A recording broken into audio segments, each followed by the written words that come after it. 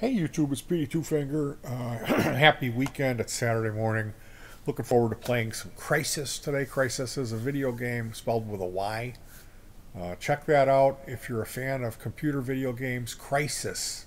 Really fun, a lot of fun to play. Graphically intensive game. Get a trainer. Get the trainer and put all of the infinite ammo, auto aim, God mode. You wear an exosuit so it'll speed you up so you can jump like you go flying, uh, and turn all those superpowers on and just run through the game, laying a siege, just scorched earth behind you, basically. It's a lot of fun. So today I am going to be playing some Crisis. We've got something else going on later on tonight that I'm not going to mention. Um, I've been watching some rig rundowns. They're re-upping, and today they put a 5 minute segment that was really bad. It's got Tessa Jeffers as the interviewer, and it's not her fault.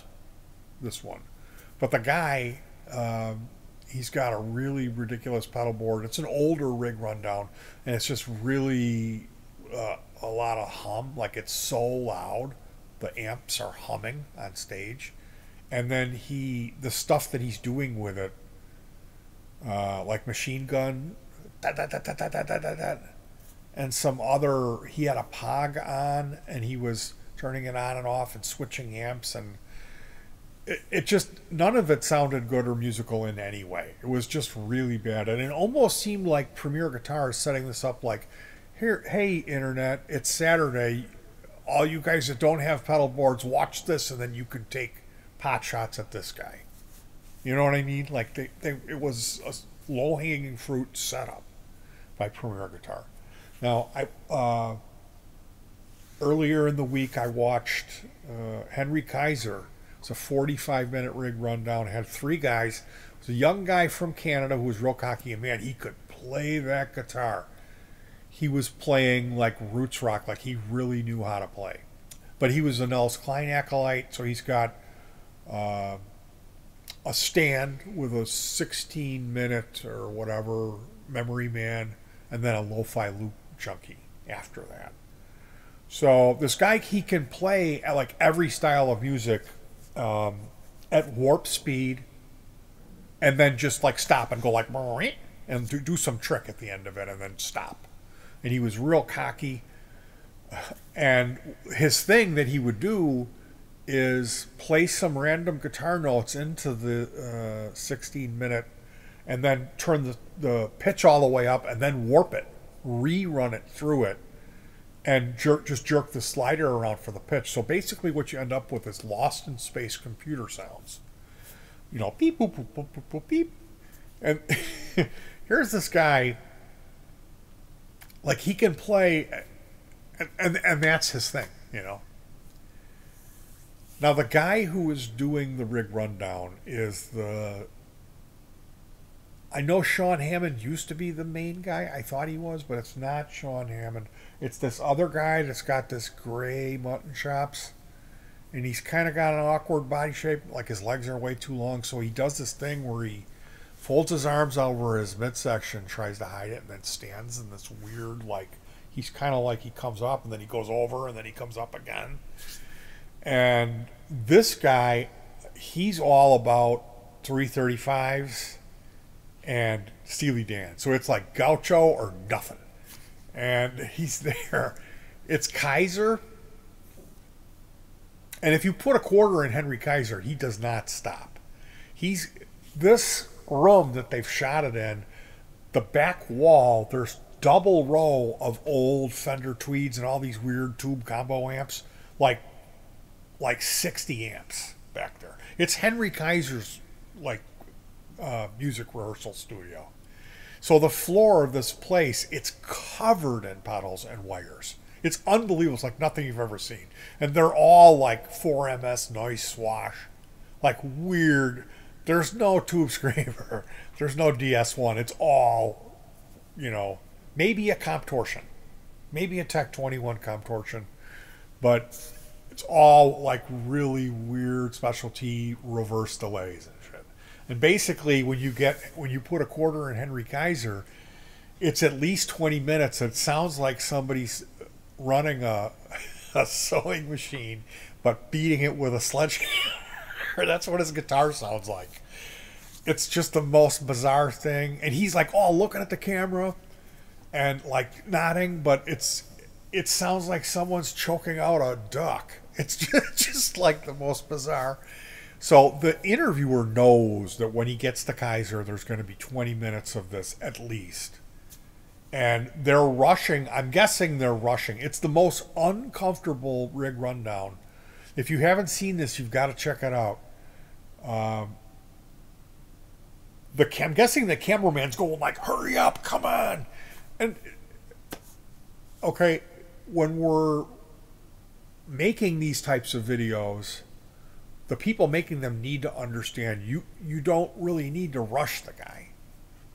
We, the people that are consuming it, if the guy goes off and tells a story, that's the nugget. That's what we're watching the rig rundown for. We're not watching it to hear him say, this is my special fuzz pedal, and here's what it sounds like. All that stuff pretty much sounds the same, and we all know what it sounds like. So, as creators of this type of content, be brave and wander. Tell those anecdotes and those stories. That's what really makes it interesting and endearing to the consumer of this type of product. And every time people do that, they do this passive aggressive thing where they're like, oh, I'm really not supposed to tell a story. And I hate that. Let's just tell the story. Okay? Is that okay? You see, as this video is going along, that weird mutton shop guy, Gaucho, he lets the first guy, he gives him a pass, and then the guy's like, can I show you my one last trick? Because they're like going to cut him off. And he didn't get to show off his Lost in Space sounds. And they give him permission. It's just like, really? Are you seeing what this guy has? He's got something nobody else has, and you're not going to let him do his trick? You know? Come on, man. That's why we're here, for the trick. And it's one of the most uncomfortable rig rundowns I've ever seen, just because they're so rushed. And this Gaucho guy, it was maybe his first rig rundown since he took over as being the head guy. But yeah, that guy, he's the worst. He does and when you do that, it's one thing if you know what the guy who's speaking is talking about as you're cutting him off. But maybe some of the people watching don't know what he's talking about. Maybe just let him talk. If you keep going, So the second person is Andy West. Now, Andy West is a world-class musician. He was in this band called the Dixie Dregs, and he's worked as Henry's bass player. He's kind of a weird-looking guy. When you see him, you know right away who he is. He's got an unbelievably unique style of approach of the bass, and he uses a lot of effects. Now, in this particular episode, he's got an H9 hooked up to a Helix, and then he's got his laptop, and he's running Universal Audio plugins. And this is like 2012, 2014. This is when nobody was doing that. And he's trying to explain. At one point, he says, I use a program called Reaper. Are you familiar with that? And Mutton Chop Gaucho says, no, I am not familiar with that. So he's the chief editor at Preimiere Guitar, and he doesn't know what Reaper is. Now, if you don't know what Reaper is, anybody who plugs their guitar into a computer, they're using Reaper for everything. That's the main thing. Like how you have Windows. For the music, Reaper is the DAW, the digital audio workstation, what you do everything in. It's your environment it hosts all of your sounds, all of your digital effects. So yeah, it's him saying, no, I don't know what Reaper is in 2014. Like, I knew what Reaper was in, like, I don't know, Y2K. You know, I don't know when it came out, but the notion that the senior editor does not know, and like, this is huge. Like, everybody's running their guitar on their computer now. Maybe yeah, maybe I can't say that. Maybe there is a lot of guys that are Neanderthal, still old guys that still just have a tube amp and that's all they do. But there's a lot of people doing it, and that's the future. It really is. So you can kick and you can scream, but if you're Premier Guitar, you need to get a senior editor who knows what Reaper is. Please. So, reading comment sections. Wait, I don't need to move ahead just yet. This Gaucho guy was so hard on the bass player, Andy West. He to him so bad. And he was like, yeah, there's no limit to what you can do. I know, Like, no, you don't. You don't know. Shut up and let this guy talk and let him demo what he was doing. So yeah, go back and check out that rig rundown and see what I'm talking about. And consider what I'm saying. If you're the type of person who is going to comment on these things, I always do. Every time I click on anything Premier Guitar, I'm the last person to comment, and it's some really bizarre, snarky comment. But let's just say I do read these things. I do read the pedal demo comment sections, and I see how people are like, "You didn't do it in your guitar," or like, thank you, you didn't talk." Like, then there's these pedal demos, and it's like, no talking. Like, ooh, you can't talk on a gear demo. So it's different strokes for different folks, for sure. And all I got to say is there's room for me. I'm a consumer of this content, like at the highest level. You won't find anybody who's watching more of this shit than me. And I got to tell you, I want talking. I want the guy to explain to me what the thing does. I want to hear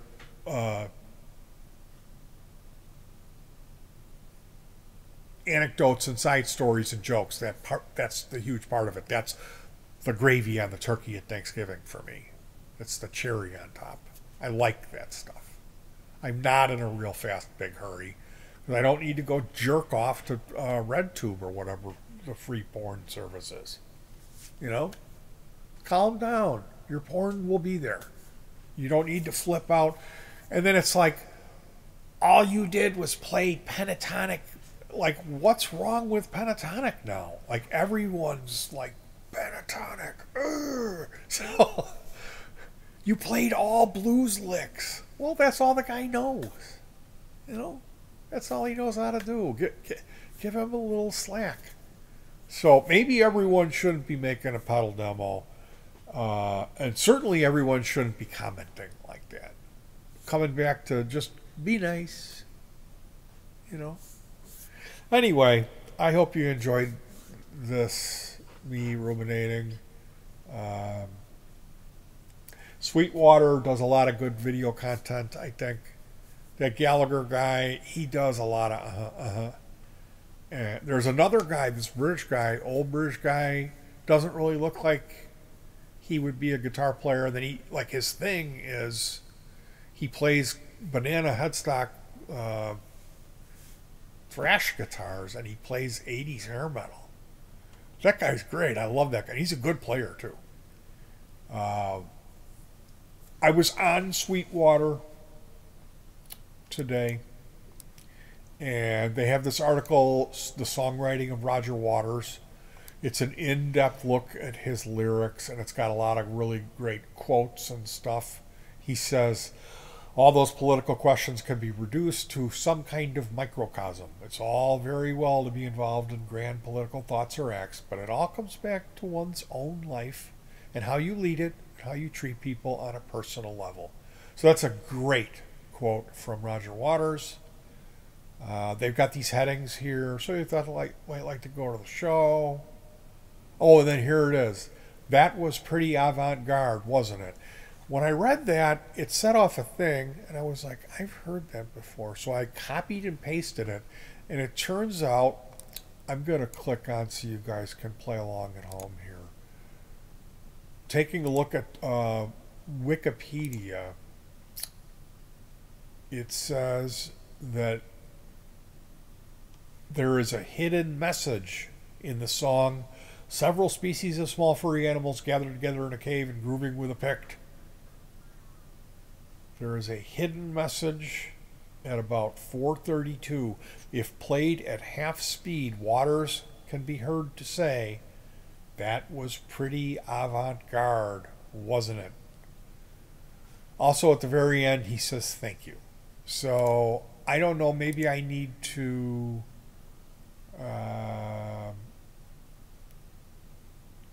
do we have desktop audio?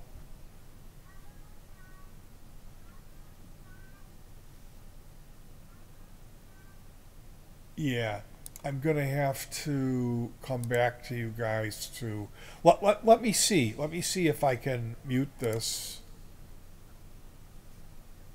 There's nothing playing right now. I need to see.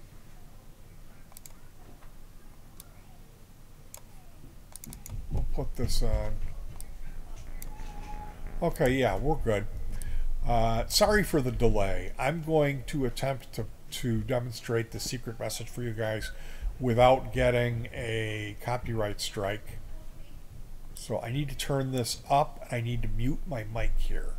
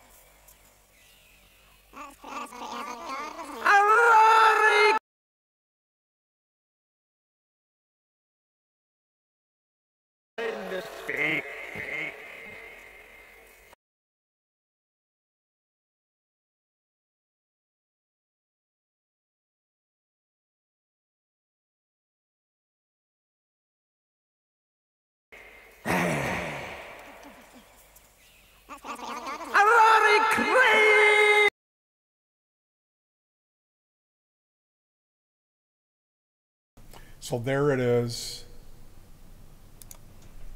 The secret message from several species of small furry animals gathered together in a cave grooving with a pick. That may be, I'm sure it isn't the first secret message in a Pink Floyd song, right? There's gotta be something else. I was unaware of that. If you've never heard the song, it's really worth your listen. He does this. Here's how it's described. The track consists of several minutes of noises resembling rodents and birds, simulated by Waters' voice and other techniques, such as tapping the microphone played at different speeds. Followed by Waters providing a few stanzas of a spoken word in an exaggerated Scottish burr. The Picts were indigenous people of what now is Scotland who merged back with the Scots. Now, and Waters says it's not actually anything. It's a bit of concrete poetry.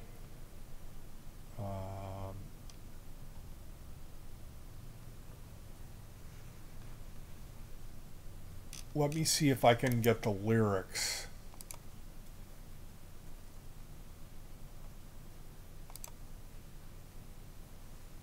I, in a bit of mackerel, settler racking down, ran it down by the home and I flew. Well, I slapped me and I flopped it down in the shade and I cried, cried, cried. The tear had fallen down he had taken, never back to rise.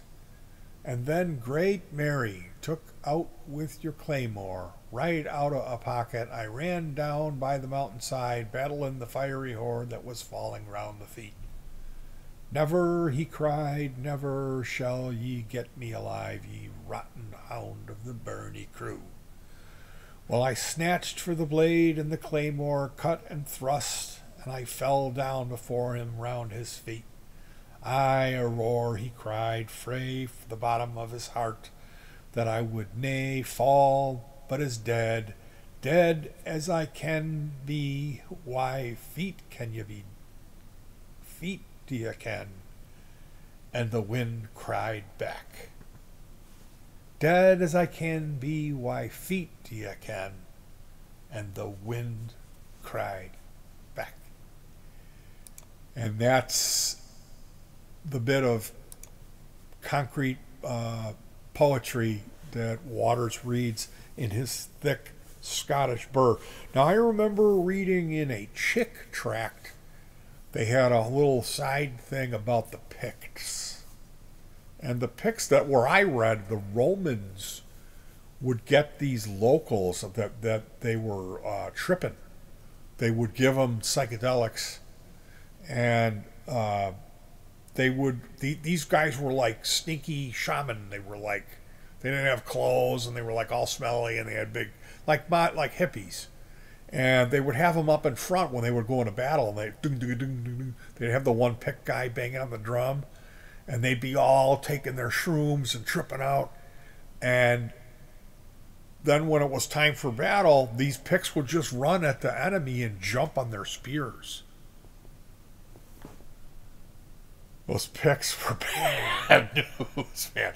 I wouldn't want to run into one of those guys at an open mic when you're trying to play Breathe, Reprise into time, and here it comes, throws himself onto your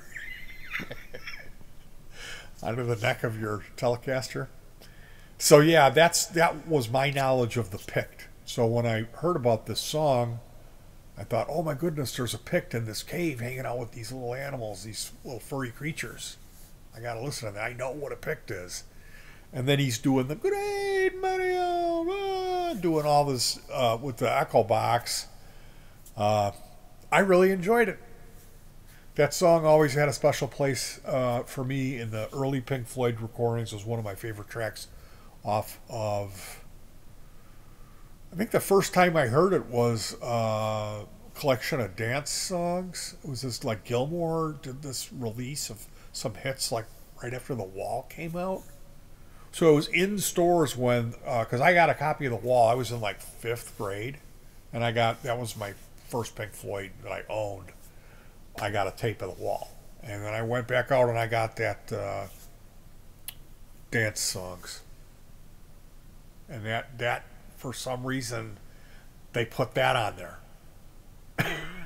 As their greatest hits, they put that on there. Which is just like Pink Floyd. Could there ever be a better band? No. Anyway, you guys, when you're out there, remember to be nice in the comments section. There's a way to get your point across if you really do think it's going to matter. Like if somebody makes something and they don't make it up to snuff for you. You know, this is what I struggle with, is like leaving a nasty comment. Especially if it, look at the date. If the thing has really bad audio on it and they made it in 2006, maybe give them a break. All right, you guys. I hope you have a great weekend. Thank you for sticking through me. I know this was a lot of yammering on this one. Check out that rig rundown with Henry Kaiser and how he how unbelievably uncomfortable it gets at the end of Andy West's segment.